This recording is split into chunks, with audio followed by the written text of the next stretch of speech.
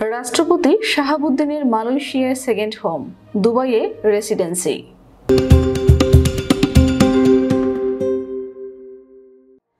বাংলাদেশের বর্তমান রাষ্ট্রপতি মোহাম্মদ শাহাবুদ্দিন চুপ্পু মালয়েশিয়ায় সেকেন্ড হোম এবং দুবাইয়ে রেসিডেন্সি রয়েছে বলে দাবি করেছেন যুক্তরাজ্য প্রবাসী সাংবাদিক জুলকারনাইন শায়ের।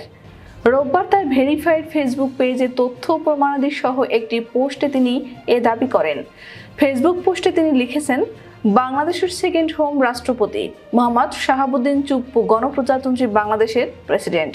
আবার একই সঙ্গে তার রয়েছে মালয়েশিয়ার সেকেন্ড হোমে বিনিয়োগ এবং দুবাইতে ব্যবসা ও সে দেশের রেসিডেন্সি। এছাড়াও তার তৃতীয় একটি দেশের পাসপোর্টে বিনিয়োগ রয়েছে বলেও শোনা যায়।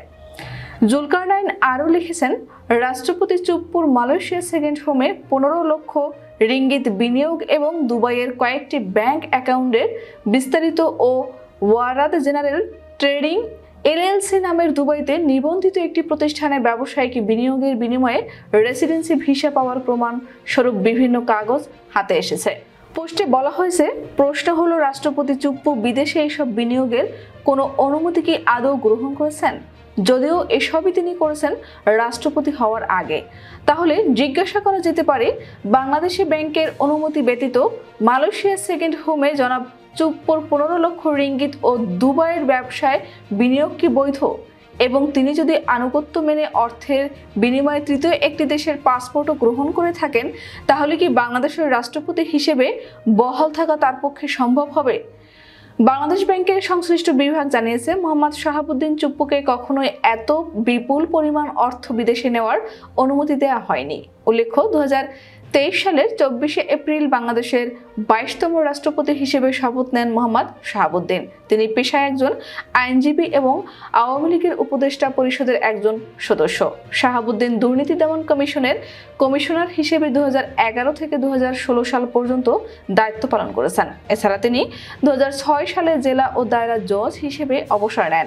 এর আগে 1982 সালে বিসিএস ক্যাডার সার্ভিসে যোগ দেন এবং 1995 সালে জুডিশিয়াল সার্ভিস অ্যাসোসিয়েশনের মহাসচিব হিসেবে নির্বাচিত হন।